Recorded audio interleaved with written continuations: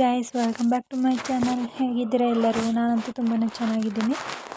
ಇವಾಗ ಮಧ್ಯಾಹ್ನ ಆಗಿದೆ. ನಾನು ಅಮ್ಮಂಗೆ ಸ್ವಲ್ಪ ಅಡುಗೆಗೆ ಹೆಲ್ಪ್ ಮಾಡೋಣ ಅಂತ ಹೋಗ್ತಾ ಇದ್ದೀನಿ. ಪಾಪುಗೆ ಸ್ನಾನ ಮಾಡಿಸಿ ಅವಳನ್ನ ರೆಡಿ ಮಾಡಿ ಮಲಗಿಸೋದೇ ಲೇಟಾಗೋಯಿತು. ಹಾಗಾಗಿ ಅಮ್ಮಂಗೆ ನಾನು ಸ್ವಲ್ಪ ಹೆಲ್ಪ್ ಮಾಡೋಣ ಅಡುಗೆಲಿ ಅಂತ. ಮೇಯ್ನ್ ಅಡುಗೆ ನಾನು ಇನ್ನೂ ಸ್ಟಾರ್ಟ್ ಮಾಡಿಲ್ಲ, ಯಾಕಂದರೆ ಬಾಣಂತನ ಪೀರಿಯಡ್ ಆಗಿರೋದ್ರಿಂದ ಇವಾಗೇನು ಅಡುಗೆ ಮಾಡಬಾರ್ದು ಅಂತ ಹೇಳ್ತಾರೆ. ಹಾಗೆ ತಣ್ಣೀರೆಲ್ಲ ಮುಟ್ಟೋದು ಅದೇನು ಮಾಡ್ತಿಲ್ಲ. ನೋಡ್ತಿರ್ಬೋದು, ತರಕಾರಿ ಕಟ್ ಮಾಡಿಕೊಡೋದು, ಆ ಥರ ಚಿಕ್ಕ ಪುಟ್ಟ ಕೆಲಸನ ಮಾತ್ರ ಮಾಡ್ತಾಯಿದ್ದೀನಿ.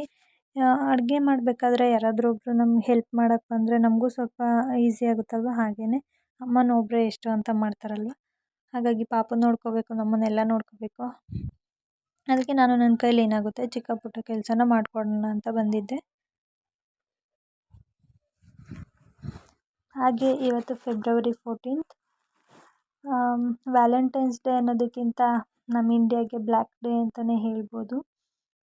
2019 ಫೆಬ್ರವರಿ 14th ನಮ್ಮ ದೇಶದ 40 ಜನ CRPF ವೀರ ಯೋಧರನ್ನ ನಾವು ಕಳ್ಕೊಂಡ್ವಿ. ಎಷ್ಟೋ ಜನ ಇದನ್ನು ವ್ಯಾಲೆಂಟೈನ್ಸ್ ಡೇ ಅಂತ ಸೆಲೆಬ್ರೇಟ್ ಮಾಡ್ತಾರೆ. ಆದಮೇಲೆ ಏನೋ ಗೊತ್ತಿಲ್ಲ, ಆ ಘಟನೆ ಆದಮೇಲೆ ವ್ಯಾಲೆಂಟೈನ್ಸ್ ಡೇ ಮಾಡೋಕ್ಕೆ ನಿಜವಾಗ್ಲೂ ಮನಸ್ಸಿಲ್ಲ. ತುಂಬಾ ಬೇಜಾರಾಗುತ್ತೆ ನೆನೆಸ್ಕೊಂಡ್ರೆ. ಓಕೆ ಫ್ರೆಂಡ್ಸ್, ಅದ್ರ ಬಗ್ಗೆ ಮಾತಾಡ್ತಾ ಇದ್ದರೆ ನಾನು ತುಂಬಾ ಎಮೋಷ್ನಲ್ ಆಗಿಬಿಡ್ತೀನಿ. ಯಾಕಂದರೆ ಪರ್ಸ್ನಲಿ ನಾನು ಒಬ್ಬರು ಸೈನಿಕನ ಹೆಂಡತಿ ಆಗಿರೋದ್ರಿಂದ ಅದನ್ನು ನೆನೆಸ್ಕೊಳ್ಳೋಕ್ಕೂ ಅವ್ರ ಮನೆಯವ್ರ ಪರಿಸ್ಥಿತಿ ಎಲ್ಲ ನೆನೆಸ್ಕೊಳ್ಳೋಕ್ಕೂ ನನಗೆ ನಿಜವಾಗ್ಲೂ ಆಗೋದಿಲ್ಲ. ಓಕೆ, ಈ ಟಾಪಿಕ್ ಇಲ್ಲಿಗೆ ಬಿಡೋಣ. ಇವಾಗ ನಾವು ಮಧ್ಯಾಹ್ನ ಸಾಂಬಾರಿಗೆ ರೆಡಿ ಮಾಡ್ತಾಯಿದ್ವಿ. ತೊಗರಿಬೇಳೆ, ಬೀನ್ಸ್, ತೊಂಡೆಕಾಯಿ ಹಾಗೆ ಆಲೂಗಡ್ಡೆನ ಹಾಕಿ ಸಾಂಬಾರು ಮಾಡ್ತಾಯಿದ್ವಿ. ತುಂಬಾ ಚೆನ್ನಾಗಿ ಬರುತ್ತೆ ಕಾಂಬಿನೇಷನಲ್ಲಿ ಸಾಂಬಾರು. ಅಮ್ಮನೂ ಒಂದು ಕಡೆ ಎಲ್ಲ ರೆಡಿ ಮಾಡ್ಕೊತಿದ್ದಾರೆ, ಹಾಗೆ ನಾನು ಅವ್ರಿಗೆ ಏನು ಬೇಕೋ ಎಲ್ಲ ಕಟ್ ಮಾಡಿಕೊಡ್ತಿದ್ದೀನಿ. ನೀವು ಈ ಚಾಕು ನೋಡ್ಬೋದು.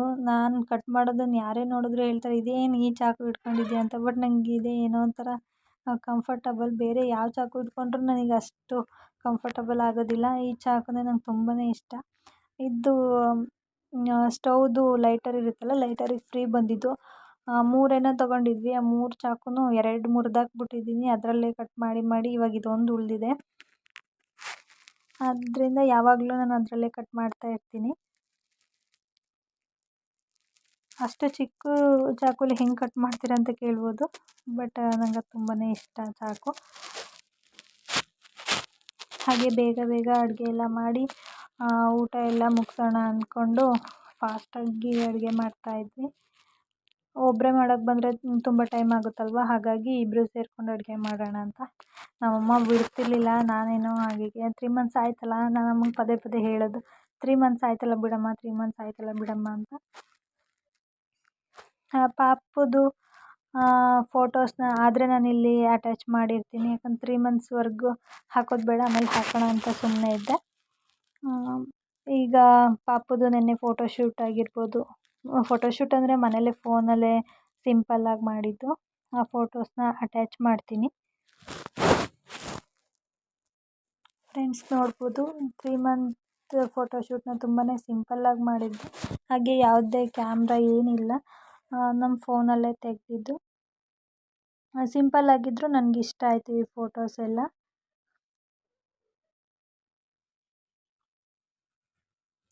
ಹಾಗೆ ಬ್ಯಾಕ್ ಟು ನಮ್ಮ ಅಡುಗೆ ಮನೆ. ಹಾಗೆ ನಾನು ಅಮ್ಮ ಮಾತಾಡಿಕೊಂಡು, ಗೊತ್ತಲ್ವ, ಅಮ್ಮ ಮಗಳೇ ಆಗಿರಲಿ ಯಾರೇ ಇಬ್ಬರು ಹೆಂಗಸರು ಸೇರಿದ್ರೆ ಮಾತು ಎಷ್ಟಿರುತ್ತೆ ಅಂತ ಮಾತಾಡ್ಕೊಂಡು ಕೆಲಸ ಮಾಡ್ತಿದ್ದೀವಿ. ಕೆಲಸ ಮಾಡಿದ್ದೆ ಗೊತ್ತಾಗೋದಿಲ್ಲ ಅವಾಗ. ಆದಷ್ಟು ಎಷ್ಟು ಬೇಗ ಆಯಿತು ಕೆಲಸ ಎಲ್ಲ ಅಂತ ಗೊತ್ತೇ ಆಗೋದಿಲ್ಲ. ಬೇಗ ಆಗಿನೇ ಅಡುಗೆ ಎಲ್ಲ ಮುಗಿಸ್ಕೊತಾ ಇದ್ದೀವಿ.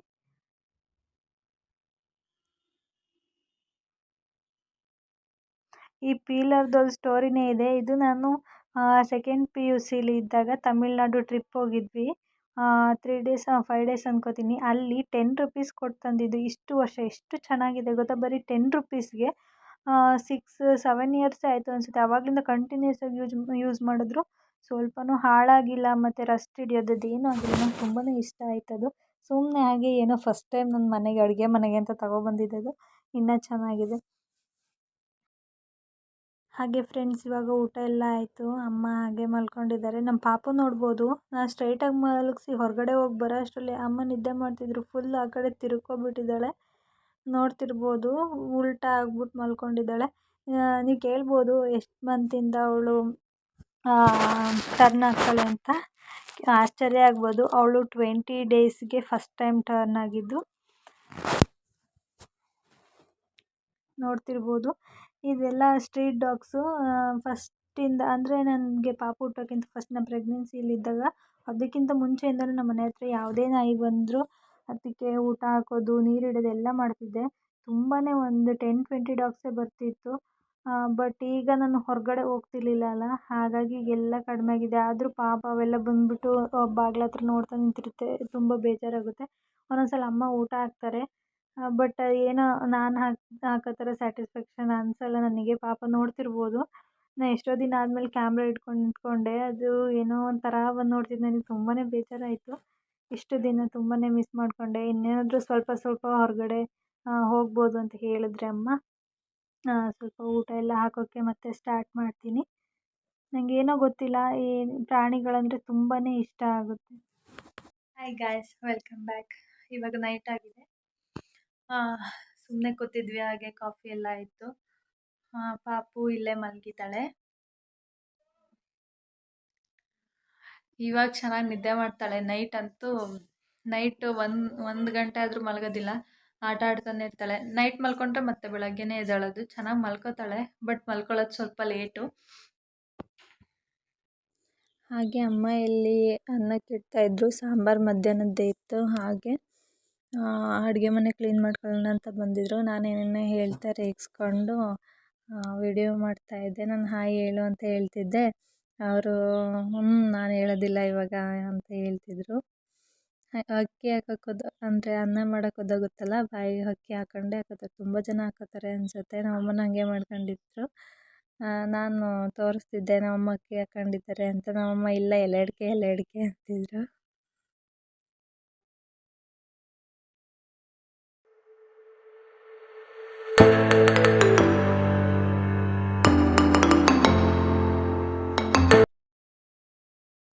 ನಮ್ಮ ಚಿನ್ನಿ ಅವಳ ಪಾಡಿಗೆ ಅವಳು ಆಟ ಆಡ್ತಾಳೆ. ಎಲ್ಲ ನಂದೇ ಲೋಕ, ನಾನು ಎಲ್ಲಿ ಬೇಕಾದರೂ ಆಟ ಆಡ್ಬೋದು ಅಂತ. ಹಾಗೆ ಪಾಪುಗೆ ಸ್ವಲ್ಪ ಬಿಕ್ಕಳಿಕೆ ಬರ್ತಿತ್ತು ಅಂತ ರೂಮಿಂದ ಹಾಲ್ಗೆ ಕರ್ಕೊಬಂದು ಕೂರಿಸ್ಕೊಂಡಿದ್ವಿ. ನನ್ನ ತಂಗಿ ಕೂರಿಸ್ಕೊಂಡಿದ್ದಾಳೆ, ನೋಡ್ಬೋದು. ಇದು ನನ್ನ ಪಾಪು ಮುಖ ನಾನು ತೋರಿಸ್ತೀನಿ ನೋಡಿ. 3, 2, 1 ಇವಳೆ ಪಾಪು. ಆರ್ವಿ ಅಂತ ಇವಳ ಹೆಸರು.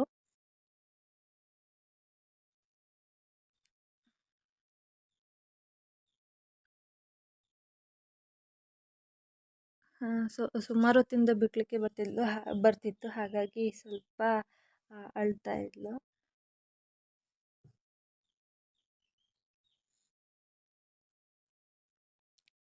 ಬಿಕ್ಕಳಿಕೆ ಅಂತೂ ದಿನಕ್ಕೆ 2 to 3 ಟೈಮ್ಸ್ ಬರುತ್ತೆ. ಪಾಪ ಅವಳಿಗೆ ತುಂಬಾ ಕಷ್ಟ ಆಗುತ್ತೆ ಅನಿಸುತ್ತೆ, ಅಳ್ತಾ ಇರ್ತಾಳೆ. ಬಾಕಿ ಟೈಮೆಲ್ಲ ಒಂದೊಂದ್ಸಲ ಬಿಕ್ಕಳಿಕೆ ಬಂದರೆ ಚೆನ್ನಾಗಿ ಆಟ ಆಡೋಕೆ ಹೋಗ್ತಾಳೆ. ಬಟ್ ಜಾಸ್ತಿ ಹೊತ್ತು ಬಂದಾಗ ಸ್ವಲ್ಪ ಅಳ್ತಾಳೆ ಅಷ್ಟೆ.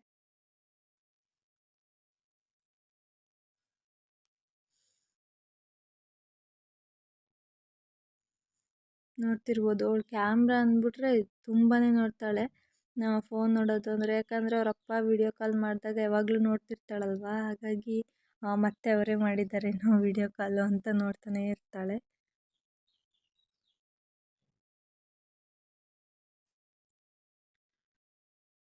ಇವಳು ನವೆಂಬರ್ 13, 2023 ಹುಟ್ಟಿದ್ದು. ಫೆಬ್ರವರಿ 13ಗೆ ಇವಳಿಗೆ 3 months ಕಂಪ್ಲೀಟ್ ಆಗಿದೆ.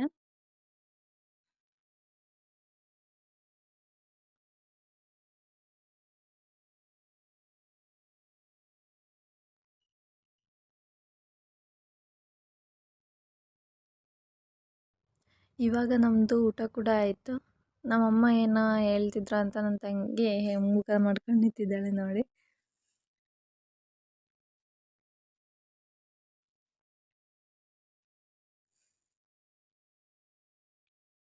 ಹಾಗೆ ವಿಡಿಯೋ ಮಾಡೋಣ ಅಂತ ಮಾಡ್ತಿದ್ದೆ. ನಮ್ಮಮ್ಮ ಇದೆಲ್ಲ ತೋರಿಸು ಅಂತ ನಗ್ತಿದ್ರು. ಹಾಗೆ ಇವಾಗ ನೈಟ್ ನಾನು ಪ್ರೋಟೀನ್ ಪೌಡ್ರ್ ಹಾಕ್ಕೊಂಡು ಹಾಲು ಕುಡಿತೀನಿ. ಡೆಲಿವರಿ ಆದಮೇಲೆ ಏನಕ್ಕೆ ಸೆಲ್ಫ್ ಕೇರ್ ಎಲ್ಲ ಅಂತ ಬಿಡಬಾರ್ದು. ನಾನು ಬಿಟ್ಟಿದ್ದೆ, ಬಟ್ ಆಮೇಲೆ ಗೊತ್ತಾಯಿತು ಆ ಥರ ನೆಗ್ಲೆಕ್ಟ್ ಮಾಡಬಾರ್ದು. ಇವಾಗ ನಾವು ಎಷ್ಟು ಕೇರ್ ಮಾಡ್ಕೋತೀವೋ ಅಷ್ಟೇ ಒಳ್ಳೆಯದು ಅಂತ. ಹಾಗಾಗಿ ಇವಾಗ ಅಭ್ಯಾಸ ಮಾಡ್ಕೊಂಡಿದ್ದೀನಿ. ನೈಟ್ ಹಾಸ್ಪಿಟಲಲ್ಲೇ ಕೊಟ್ಟಿದ್ದರು ಪ್ರೋಟೀನ್ ಪೌಡರ್ನ, ಅದನ್ನೇ ಹಾಕ್ಕೊಂಡು ಡೈಲಿ 1 ಟೈಮ್ ಕುಡಿತೀನಿ. ನೋಡಿದ್ರಲ್ಲ ಫ್ರೆಂಡ್ಸ್, ಈ ವ್ಲಾಗ್ ನಿಮಗೆ ಇಷ್ಟ ಆದರೆ ಪ್ಲೀಸ್ ಲೈಕ್ ಮಾಡಿ, ಶೇರ್ ಮಾಡಿ, ಕಮೆಂಟ್ ಮಾಡಿ. ಯಾರು ನನ್ನ ಚಾನಲ್ಗೆ ಸಬ್ಸ್ಕ್ರೈಬ್ ಮಾಡದೆ ಹಾಗೆ ನೋಡ್ತಿದ್ದೀರಾ ಪ್ಲೀಸ್ ಸಬ್ಸ್ಕ್ರೈಬ್ ಮಾಡಿ. Thank you for watching.